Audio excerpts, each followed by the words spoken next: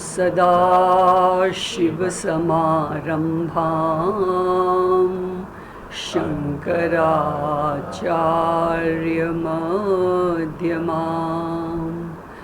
अस्मदाचार्यपर्यन्तां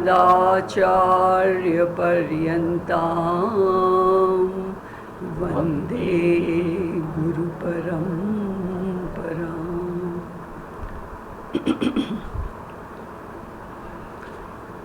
So we are seeing that Bhagavan Krishna is trying to resolve Arjuna's grief by every possible way, grief and its resultant effect in every possible way, because he wants Arjuna to fight this dharma yuddha, because he as a Kshatriya cannot shirk his duty. And every possible way includes the three ways Bhagavan is talking about in this chapter, which are the philosophical way, the moral way, and the worldly way. The philosophical approach of solving this mental conflict of Arjuna is known as Adhyatmika Drishti. And in this Drishti, Bhagavan gives Arjuna Atma Anatma Viveka. From the moral approach called the Dharmic Drishti, he gives him Dharma Adharma Viveka. And from the Laukika Drishti, the worldly approach, he tells him that your name, fame, reputation is at stakes here. So whichever way you want to see the situation, you will have to fight this war. And there are only these three methods. Whatever the scriptures talk about, there can be nothing beyond that. That's the ultimate. Whatever is the classification, whatever the scriptures are saying, that's it. So he is talking about three ways, and there can be no other way. So he tells Arjuna, this is it. You see these three and you decide you have to fight this war. And in this present shlokas, he's talking about the philosophical drishti, and he tells him the reality of every person in this universe is the immortal Atma. That's the reality of everyone. So your reality, Bhishma Drona's reality, is Atma. So his contention is then, as the Atma, Arjuna as the Atma is Akarta, and so he cannot kill anyone. And Bhishma and Drona as the Atma are Abhokta, so they cannot be killed by anyone. So this you have to understand, it's a tall order. So all you have to do is shift your attention from this mortal Anatma you're so attached to, and to shift your attention to the immortal Atma, which you cannot even touch. And to practice this in the relative world, whenever you see an object, try and see its reality now, Like you see a pot, pot's reality is clay. You see a wooden chair, its reality is wood. You see a wave, its reality is water. Now we have to learn to shift our attention from this Anatma here, to its Atma. So the Atma of the pot is clay in the relative world. The Atma of this chair is the wood. The Atma of the wave is water. And all this is the manifestation of Atma actually. The rest is relative. We don't see anything here except the Atma. Atma is manifesting as Anatma, but Anatma is unreal and it is perishable. It cannot ever be made mortal. That's its nature. So there was, once upon a time, people were talking about one Ayurvedic medicine called Kaya Kalpa. Kaya, Kayika means the physical body, Kalpa, they were trying to immortalize it, So there was the whole process of this making this medicine Kaya Kalpa was very tedious and lengthy. They had to dry up the herbs many times and then make it into a paste, and then the paste had to be refined, and then this had to be applied on the body for a long time. Now whether that medicine worked or not, how do we find out? Very simple. The ones who were making the medicines are long time dead and gone. So you cannot make this body immortal. Yes, you can mummify the dead bodies. There also they apply stuff, but that's a dead body, you're mummifying it, But a live body, no chance, you cannot immortalize this body. Science is also busy doing research. Their aim is to, if not immortalize, they may be trying to immortalize, but at least what they have managed to done is, they have stretched the life of the human being, And it has come to such an extent that people are now writing a living will. Somebody sent me the form also. So in that form, you have to sign, and there are 2 witnesses we have to sign there. And the form is not about your money in the bank and your property. It's for to tell the doctors that you don't want your life to be stretched in the terminal stages by all this fancy gadgetry of yours, that IV, nasal feeding, catheter, ventilator. We don't want this, Just because all this is available, they are keeping a person on coma, also on life support, because it's there, they don't have the guts to switch it off. The family members, no, don't switch it off, don't switch it off. Well, what are you doing? It's total waste of money, energy. You're increasing the suffering of the person. What is on life support? So this, this Sharira has come from this Panch Mahabhutas. It has to go back to the Panch Mahabhutas, and it's better that it go back in time so that we make space for the next generation. Otherwise this planet will get overcrowded. Imagine if our great-grandfathers were still living, walking like that. We have to go. This body is anitya. So Bhagavan is telling Arjuna that anatma is anitya. This body is mortal, and you cannot ever change it. Change your attitude towards it and do your duty, And your duty is to remove adharma from the society, restore dharma here, and don't worry about those people who are standing on the side of adharma. You do your duty. Don't worry about those people there, because he is only attached to those people who are standing on the wrong side. So now we will read further. See, last time we read this 16 shloka, and this is a very important technical shloka, and we just saw most of its chanting and sandhi and all last time, that this is a very terse and cryptic shloka. We have to see it again. We will chant it also, and then we will break up the words and read that also. Nasato vidyate bhavo, na bhavo vidyate satah, ubhayo api drishtontas, tvanayos tattvadarshibhihi.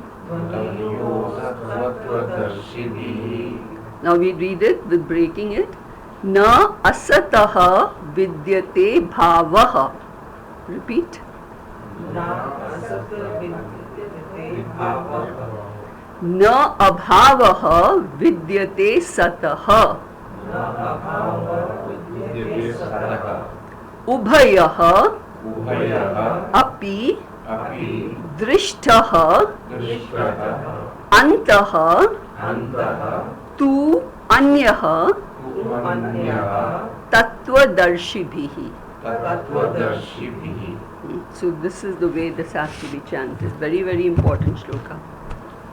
So the shloka is saying that the asataha, the unreal, has no existence of its own, and the real has no non-existence. And the seer of this truth of Sat and Asatah is known as Tattvadarshi Bihi. Now this is what our entire Vedanta is trying to tell everyone, to be able to see the Tattva, the Antaha of Sataha and Asataha.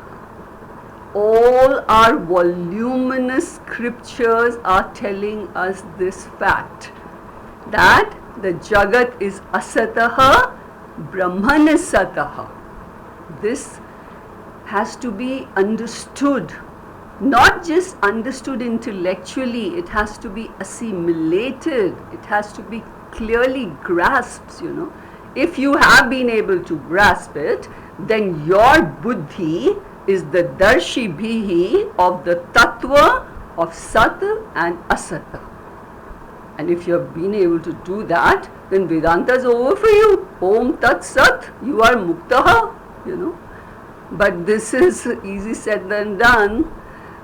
If we may say, we understand this Jagat is mithya, But when a person on whom my well-being is dependent upon walks out of my life, be it live or dead, it goes away from my life, and I know that this mithya, which is subject to change, has changed, and I have no issues with it, then you're definitely a liberated person, Liberation is not sitting under the tree there or wearing some clothes. That's not liberation. This is liberation, So you are liberated if you have got this, So this is a tall order. We say it, but it cannot be implemented easily.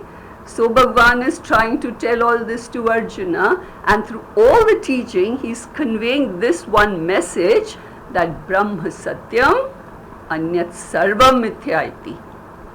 Now this cryptic Vedantic statement has to be understood properly, So we have to see two things here.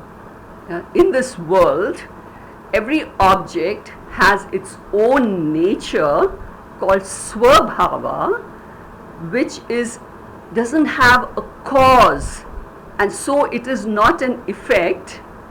This causeless nature of the object is called its intrinsic nature. That is its intrinsic nature. Then that object also has some borrowed nature from the cause, and so it is an effect, and which we can call as its incidental nature. Now every object has both intrinsic as well as incidental nature.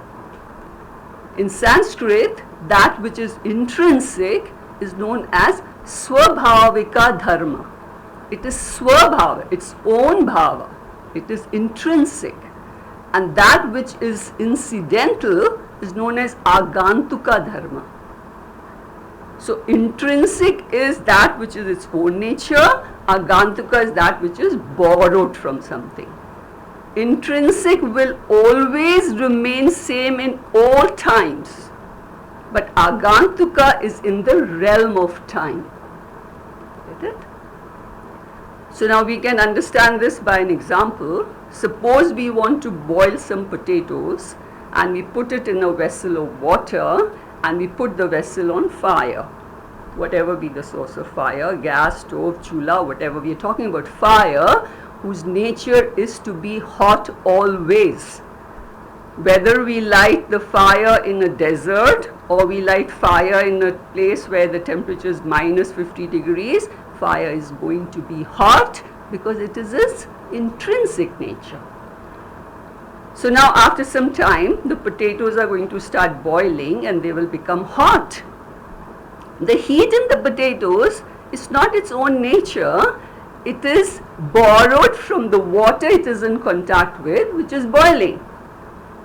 The water's heat is not its own nature. It is because it's in contact with the vessel which is hot. The vessel is hot not because of its own nature. It is in contact with the fire which is hot. And fire is hot because of its own nature. It is its intrinsic nature.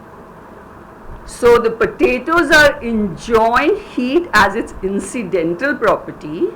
Water is because of this water is enjoying heat as its incidental property because of the vessel. Vessel is enjoying heat because of its incidental property because of the fire, and fire is enjoying heat because of its intrinsic nature. So this teaches us a law that whatever is intrinsic will never come and go, and whatever is incidental is subject to arrival and departure. Also, whatever is borrowed will go away after some time. It is agama apayo anityaha. You remove the potatoes from the water, after some time the heat is gone, potatoes are cold because that nature was not its own. You remove the vessel with the water away from the fire, they become cold because that was not its intrinsic nature. But the fire always remains hot. That is the difference between intrinsic and now we will apply this law to existence itself. Now every object of this world is impermanent. It's perishable. It enjoys existence for a certain span of time. Everything has a date of birth and it has a date of death. Before its birth, it was non-existence. After its birth, after its death, it will become non-existent. So this is there for a span of time. Just everything has a date of expiry, just like the medicines have. So the impermanent objects of the world do not have intrinsic existence because they die off, no? So if it was intrinsic, then that object would remain all the time, just like the heat and the fire would remain all the time. So the existence of all the objects here is incidental. It's not its natural existence, it is borrowed existence. The example is the makeup beauty. Makeup beauty's beauty is not natural, it is borrowed beauty. Her beauty lasts till the makeup lasts, you know. And the whole lot of such beauties here. Very difficult to decipher natural beauty and original beauty today, you know. So it so happened that one of such beauties accidentally got locked in the basement of the house with her partner and the power failed, you know. Now it was so hot that after some time, along with her sweat, the makeup started flowing. Then it got so hot that she had to remove her borrowed hair, which is the wig. Then it got so hot that she removed her borrowed eyelashes. Then her colored eyes were actually colored contact lenses, which the eyes were getting irritated, so they had to be out, you know. And then there was a whole lot of padding here and there, which she had to take it out. It was too hot. This partner freaked out because then that person is not the same person, you know, and she later came to know the nails are artificial, so much so the teeth are artificial, everything was artificial about her. That's the makeup beauty, borrowed beauty, you know.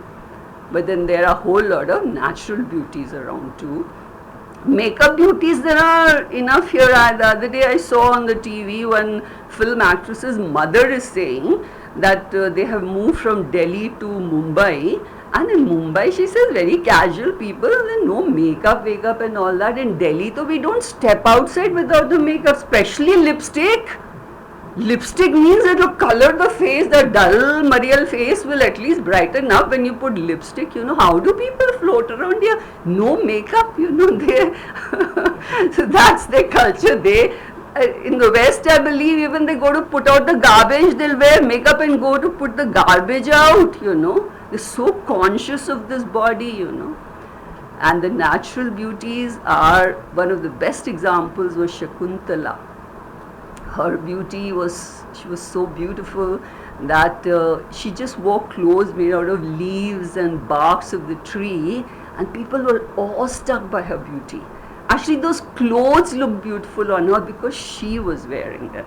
So that's natural beauty, and these are borrowed beauties. Today, most of them are borrowed beauties.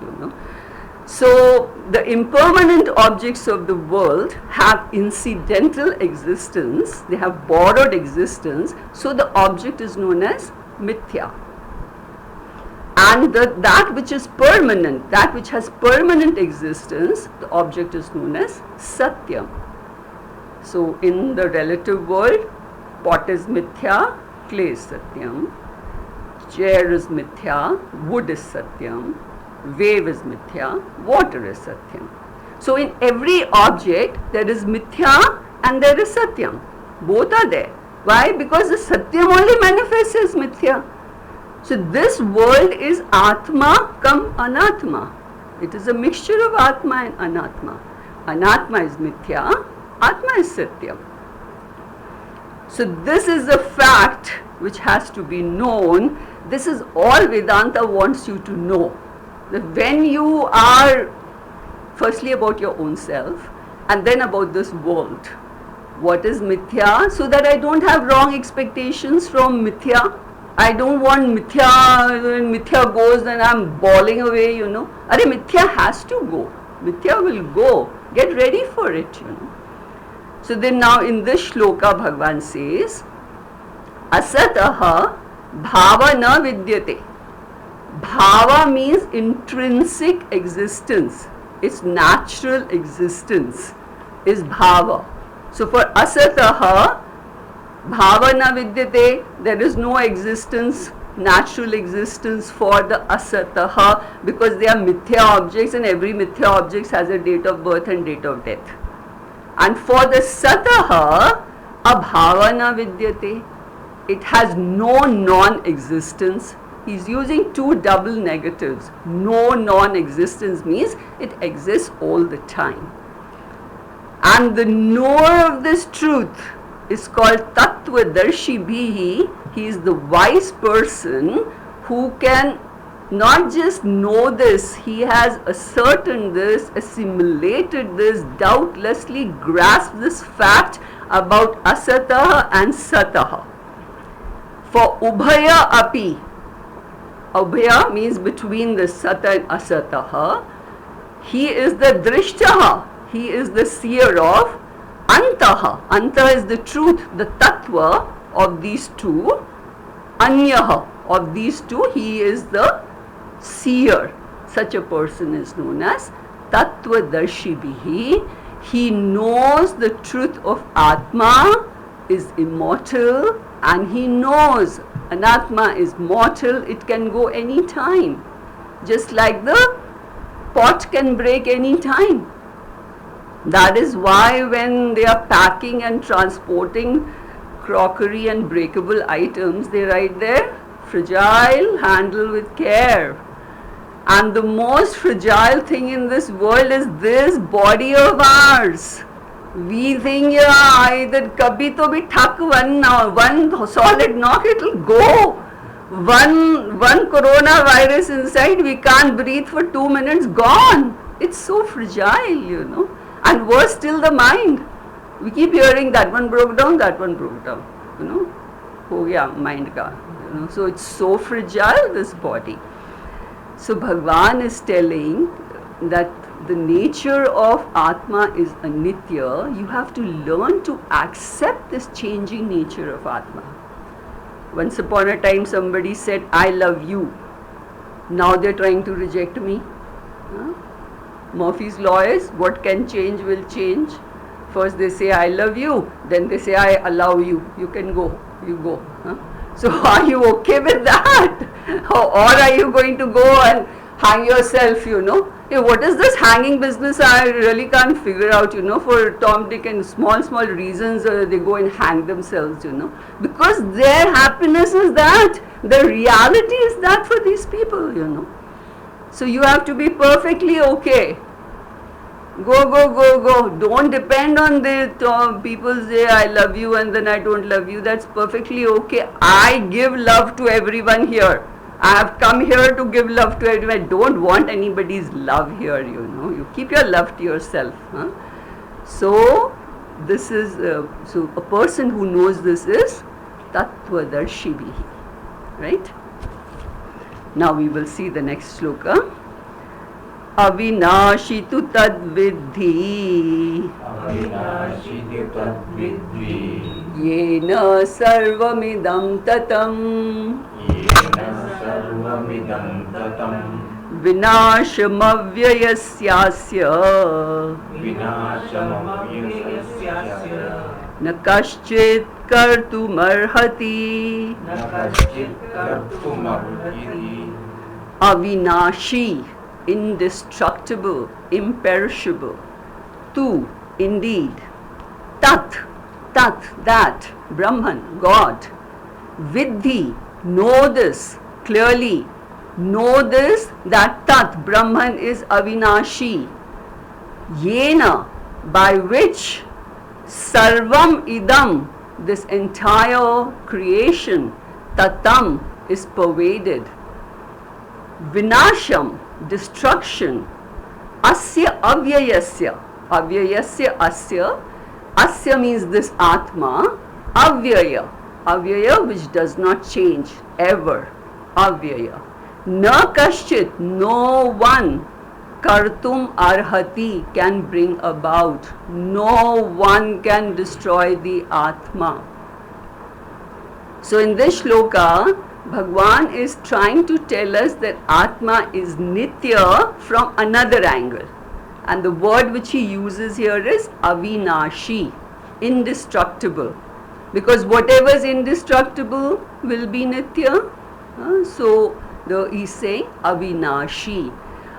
That this Jagat is Vinashi, and that which can never be destroyed is Avinashi, not even during Pralayam. Pralayam is when the entire world resolves, then also Atma will not resolve. In English it's called epicolypse, yeah. That is the word which is used for world destruction in the Bible, epicolypse, So even that time, the Atma is not going to get destroyed, Atma is Avinashi. Then he says, Avinashi tu tat vidhi, you know this, that Atma is Avinashi. Tat is that Brahman which an Agyani considers Paroksha. Tat, that's why you say Tat, as in Om Tat Sat, Tat. So till you are an Agyani, God is somewhere. And when you become Agyani, you know Tattvamasi. So Tat.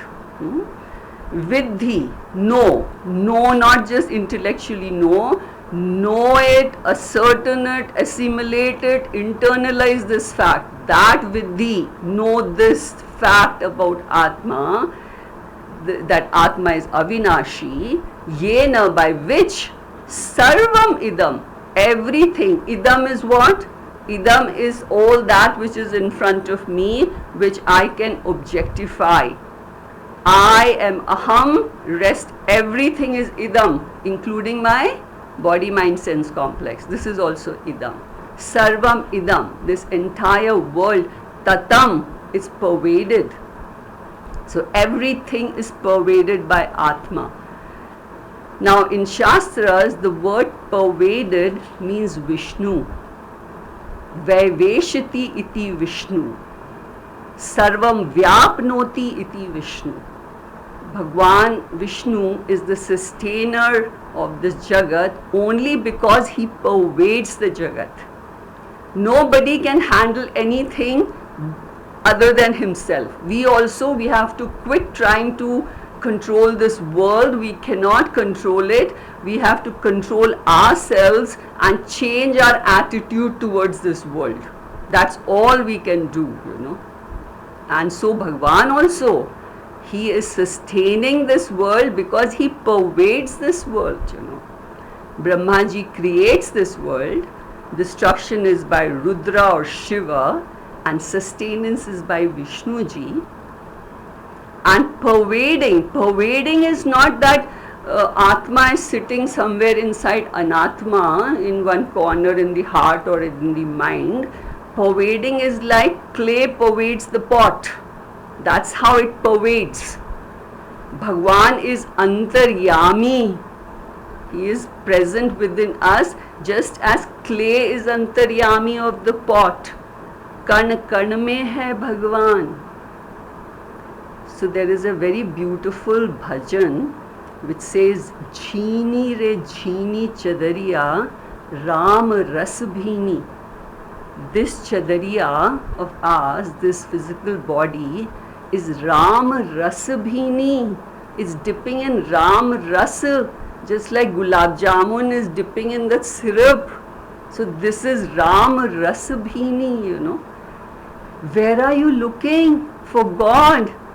This is Karna karna mein hai Bhagavan.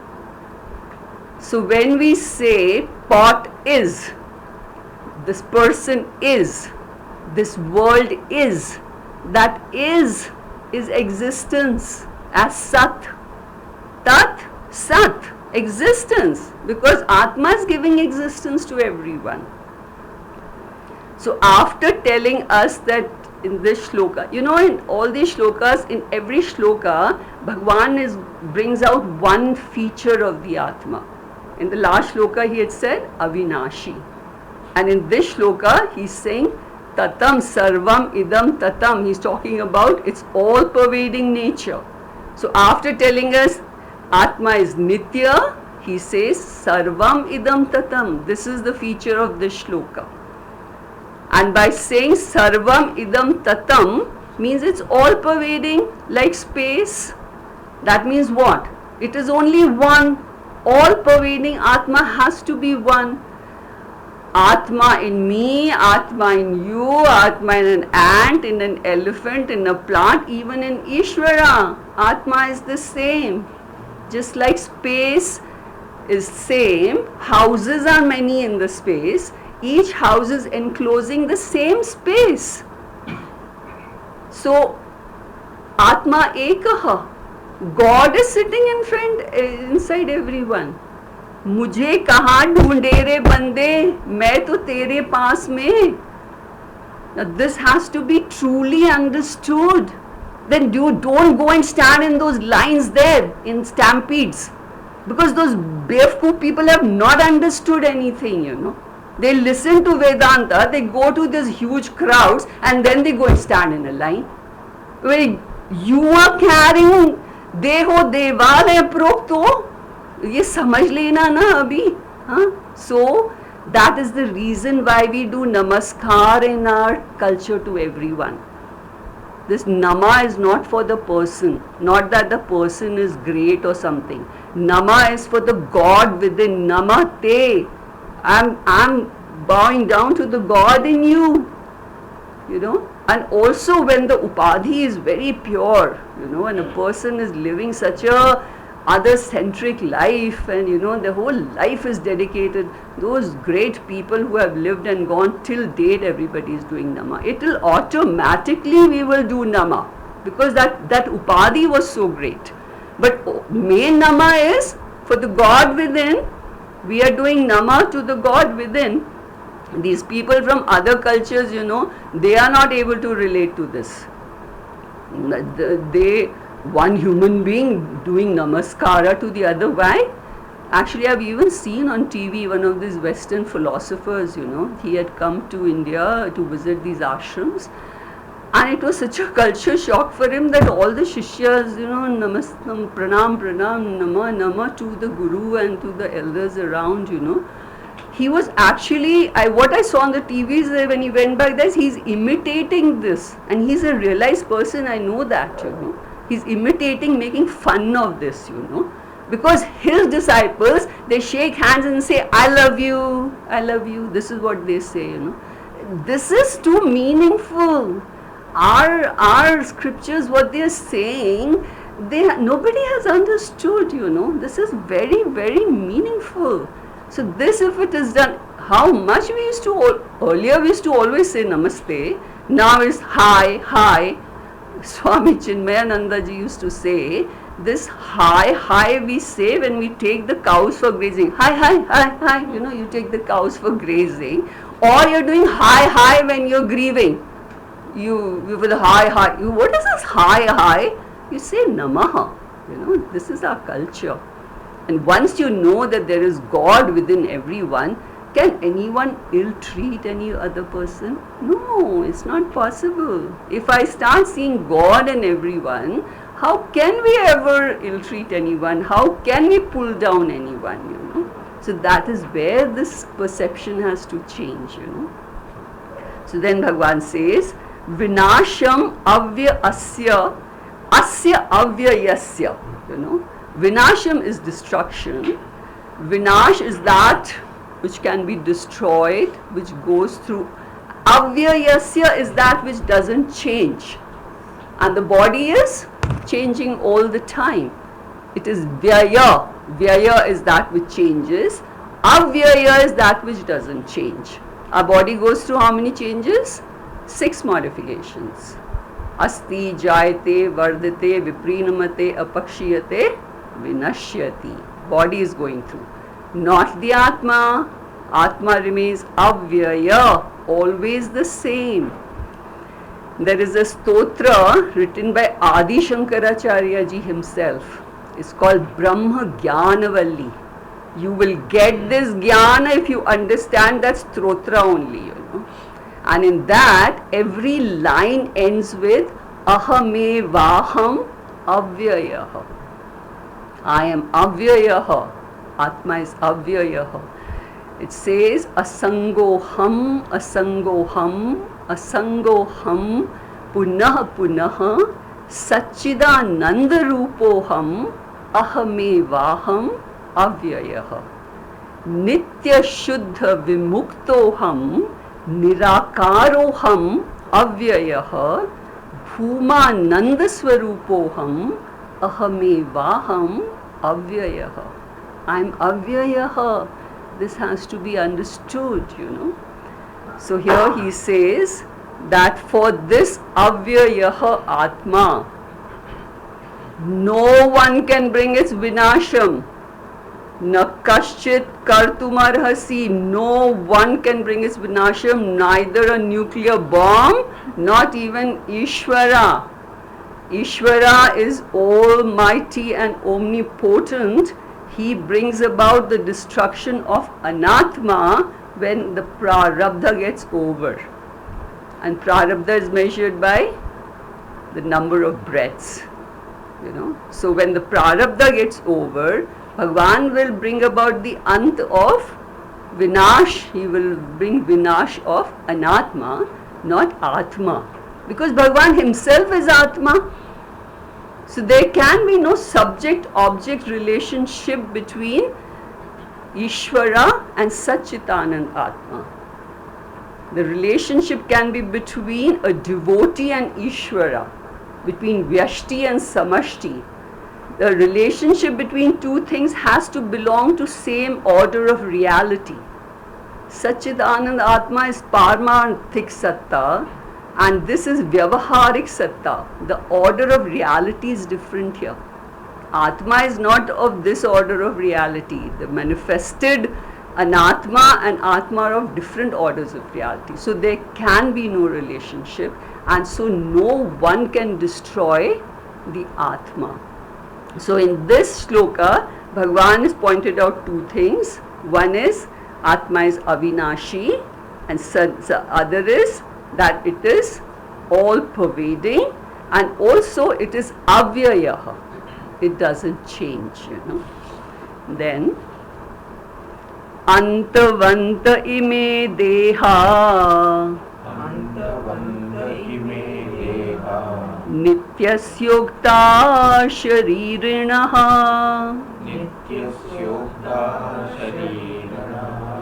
anashino prameyasya, tasmad yudhyasva bharata.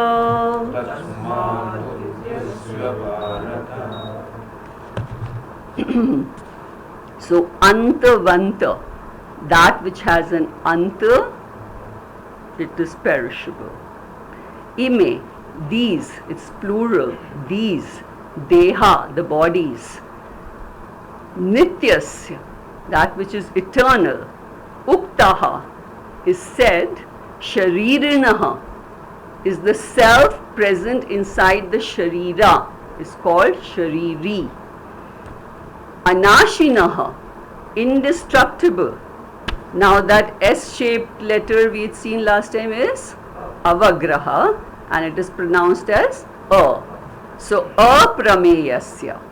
Aprameyasya is that which is not an object of knowledge. Tasmad, therefore, yudhyasva bharata, fight Arjuna, do your duty. So, now we are seeing that in every shloka, Bhagwan is adding one feature of Atma.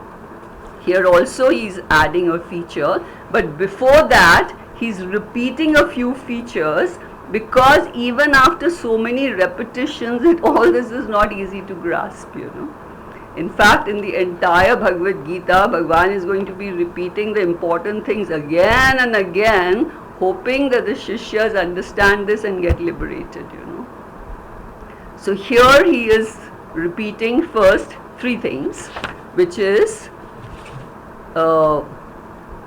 he's saying Nityaha, Sharirinaha and Anashinaha. These three words he first repeats. So Nityas is, of course, eternal, that which is always present. Sharirinaha is that which is present in the Sharira. Earlier he had said what? Dehinaha, in the Deha. Dehinaha is also called Dehi. Dehinaha in the Deha, and now he's using the word Sharirinaha in the Sharira. Yeah. So Nitya is always present. So it's always present in the Shariri, in the Sharira. The Shariri is always present in the Shariri. So always present is again what? Not present in one corner, in the heart, in the mind, as Tatam. Sarvamidam tatam, all pervading, like the clay. That's how it is present, always present. So Shariri is always present in the Sharira, pervading it. That has to be very clear. And since it is all pervading, that also means it is one, the Shariri. So it has to be understood as present within also. It is present outside also. The scriptures lay a stress on Shariri, Dehi, Naha, because we recognize the Atma only within. We can't recognize it outside. We can recognize it within ourselves. So the importance is put here, So Shariri, present in the body, present in the Sharira, is also present in the Sharira, because it is also present outside, like the space. Space is all pervading. It is present outside the room. It is present inside the room. It's present outside my body. It's present inside my body. So Shariri is present inside also. And by this he is pointing out Shariri is one. Madatma, Sarva Bhutatma. So first he points out these few points of nature of Atma. Then he talks about the nature of Anatma, and he says Antavanta ime deha. Ime deha, plural. Many bodies, just like many houses in the space, bodies are many. Shariri is one. My Atma is everyone's Atma. So one Sharira. And Antavanta ime deha, this body has an Anta. Anta means Maranam, death. That is why Lord Yama in the Shastras is known as Antakaha. He is going to bring our Anta. He will come when our Prarabdha gets over. When we breathe out the last breath, Yamaraj is going to come to take our Sharira, not our Shariri. He can't take the Shariri. He himself is the Shariri, So Antavanta ime deha nitya sukta sharirinaha. By this, Bhagwan is pointing out that the bodies are mortal, the anatma is mortal, the shariri, anatma is mortal, and the atma is mortal. So I, as the atma, am immortal, and I, as this body, am mortal. So it's up to me as to what I'm going to take myself to be, So a wise person knows the difference between this. He accepts the nature of Atma as immortal, and he accepts the nature of Anatma as mortal, So he has no problems in accepting this changing nature of Anatma. And we also must not complain about the changing nature of Atma. Gracefully we have to let it go, change. It's growing, graying and going, But we have to accept its nature. This is the changing nature. And Bhagwan is telling all this to Arjuna so that he accepts the mortality of Bhishma's Sharira, Drona's Sharira, his own Sharira, even Bhagwan's Sharira. Bhagwan's Sharira also has a date of birth and date of death, no? It's just that we call his date of birth as the Avataran, his Avataran. He descended as an Avatara to solve the problems of the human beings which they could not solve themselves. Actually, the problems are created on this earth only by human beings, because God landed up giving them a free will so that they could get moksha. But the trouble here is they are only creating trouble here. Plants, animals, birds, are they creating any disorder here? No, they're living so harmoniously here in this creation. Only human beings are creating this trouble here. Yet Bhagwan comes. He takes an avatara and he comes. And his death is known as Swargarohanam. We can use any name, but the fact remains that anyone's body includes Bhagwan's body is Antavanta ime deha. This deha has to go. Please get ready for this. Accept the nature of this, So he says, Antavanta ime deha nitya sukta sharirinaha. The shariri is nityaha. This has been uktaha. Who's uktaha? Who said this? Shastra said it, Because the only place from where we can get this knowledge is Shastra. We can't get this knowledge from anywhere. There is no way anybody can prove or disapprove what Shastra is saying. So this is the last line given by the Shastra. Atma is Nitya, Deha is Anitya. Uktaha. Shastra is saying that, Then he says, Anashinaha. The Atma is indestructible. And now he adds the main feature of this shloka, and he says it's aprameyasya. Last shloka it was all pervading, and avyayasya, before that it was avinashi, and this shloka is aprameyasya. Aprameyasya means it is not an object of knowledge. That which is an object of knowledge, which I can know, is prameya. The person who knows, the jiva who knows an object of knowledge is called pramata in the Shastras. The knowledge which he gets of that object which he can know is called prama in the Shastras. And the means of knowledge is known as pramana in the Shastras. So I, the pramata, is seeing an object of knowledge, whatever be the object of knowledge. I use a means of knowledge which are also my senses. My senses are a means of knowledge with which I see this world. And I get the knowledge of that object which is prama. Prama is the knowledge. Pramata is the person. The means of knowledge is pramana, and the object of knowledge is prameya. Get it? So this paravidya which we are trying to get, the pramana is what? Shastra. Shastra is the pramana for us to get paravidya, which is the prama, right? Our eyes are a pramana to see the colors and forms in this world. They are the pramana with which I see. My nose is the pramana to smell everything here. This is the pramana, the means of knowledge. So here Bhagavan says, Atma is aprameya. It cannot be known. Because I cannot say this is Atma. Atma is adrishya. Jagat is drishya. But Atma is adrishya. So now this word aprameya can create a doubt in a person. So that if I cannot know the Atma, then why am I studying Gita Shastra? Or for that matter, any Shastra? So is Atma non-existence? Shastra says no, it's very much existent. So if it is existence, then I should be able to know it. No, Shastra says it's aprameya. So this is a quiz. Kaun banega crorepati? You know. And our quiz will be Kaun banega jnani? What is it that which is existence but can never be known? Quiz, quiz, quiz. You'll become a jnani by doing that, you know.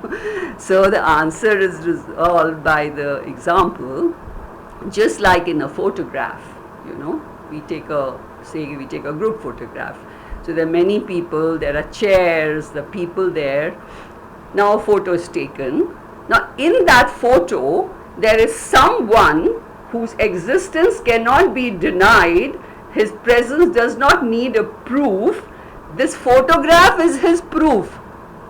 Who is that? The taker of the picture. The one who has taken the picture.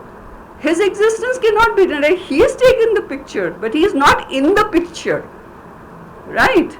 Similarly, this entire, or today we take a selfie. So selfie in that, the cell phone is not there in the picture.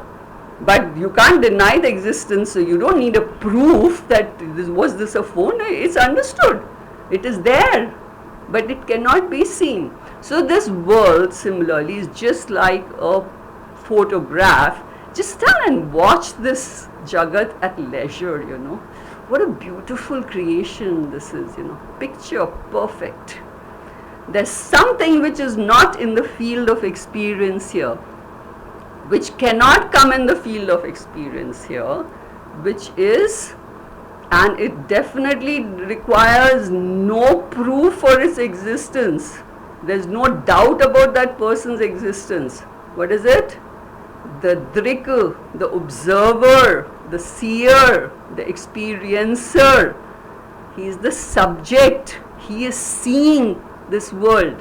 The world is drishya. I am drik. Drishya is within the framework of time and space. Whatever is within time and space is changing all the time. Time means change. That is why they say, why do you keep waiting for the right time when the time never waits for anyone? It's always ticking. But people are waiting right time. What right time? You know, you look at the time. Tuck, tuck, tuck, tuck. It's going every moment. Gone, gone, gone. Came here, gone. Came here, gone. You know. So the drishya is anitya, but the drik is nitya. The drik is aprameya. Jagat is prameya. Understood? This is what this word means, you know, that this is unobjectifiable. It is not an object of knowledge. Now, since Atma is not an object of knowledge, Bhagavan is telling Arjuna, then it cannot be an object of destruction, because it's not an object of knowledge. The reality of Bhishma, Drona and all your kith and kin is not an object of knowledge. So how can it be an object of destruction? So why are you worried? Yudhyasva Bharata. You fight Bharata, do your duty. Yudhyasva. This is aprameya. Atma is aprameya. So up till now in these shlokas, Bhagavan told us Atma is Nitya, Atma is Avinashi, Atma is Satya, Atma is Sarvagataha. That means it's all pervading. Atma is Avyayasya, and now he's told us Atma is aprameyasya. So these are the things you have to know about the Atma, the main features. And what he told about Anatma, Antavanta ime deha, that is temporary, you know. Now there are some people, we have this little category of people everywhere whose only job is to criticize, and they don't spare Bhagwan also. There are so many people who criticize Bhagwan's teaching and Bhagwan himself, saying, what is this kind of, what kind of a shastra is this? Bhagwan is always trying to tell Arjuna to commit violence, yudhyasva bharata, yudhyasva. He is going to say it even more in the entire Bhagavad Gita. Fight, Arjuna, get up, fight, you know. So some people think, what is this? When Hinduism is built on the concept of tolerance, forgiveness, large-heartedness, ahimsa, then what kind of a shastra is this? There are people who talk like that, you know. So obviously they have not understood, because 99.9% people don't understand anything what is being told us. They do Bhagavad Gita ki aarti. There is lots of places where Bhagavad Gita is kept and its aarti is done. There is a big aarti on Bhagavad Gita, you know. That's all they can do. अंदर क्या लिखा है उसको पढ़ना है ना, or they'll gift one Gita to the other. Have you read it? That is the biggest question, you know. That is become like a gifting thing to the politicians, also gifting to each other, you know. So obviously they have not understood. Hinduism lays stress on one's duty called dharma. It is the most important thing in Hinduism is dharma. And it teaches us that please do not be confused, that you be kind but not weak. You be humble but don't be timid. अहम ब्रह्मास्मि बोल के इधर weakling के जैसे नहीं. You have to be courageous, you know. अत्याचार करना और अत्याचार सहना दोनों पाप है. This is told by our religion. कोई सहना नहीं है अत्याचार किसी का, you know. The weak, this world bullies the weak and negotiates with the strong. You don't have to do adharma, but you have to stand for dharma, you know, and to stand for dharma you need courage. So this word dharma is very important in Hinduism. And the first thing which it's saying is, do your duty no matter how difficult it is, no matter how tough the situation is. You stand by your duty, you know. Then another meaning of dharma is, this is Ishvara's order which runs this world, that is dharma. Dharma is also my religion. When somebody say, aap kaun sa dharma ke hain? Hum Hindu hain, you know. That's my dharma. Then it can also mean the nature of something. The dharma of fire is to be hot. That's its dharma. Then self-knowledge is also called dharma in some context. And the most important meaning of dharma is righteous living. Only when we live a righteous life, righteous living is the stepping stone for moksha. Only then moksha is even possible. It's not possible otherwise. Actually, people who are here is proven that you're living a righteous life. Otherwise, you cannot come here, you cannot sustain these classes. People run away after 2 classes. This thing is very important. This dharmic living, you know, you have to stand by dharma, you know, not adharma. So he's telling Arjuna, Yudhyasva Bharata, but through Arjuna he's telling us that this battle of life which you are fighting, you fight it as per dharma. You don't go on the side of adharma. Stand for dharma, fight this life of yours righteously, courageously. Don't get attached here to things, people here, and get sucked into samsara, you know, because you need to get moksha. You will get moksha when you live and do your duties well. So we'll see again. Om Purnamadaha Purnamidam Purnat Purnamudachyate Purnasya Purnamadaya पूर्णमेवावशिष्यते। ॐ शान्ति शान्ति शान्तिः। हरि ओम्।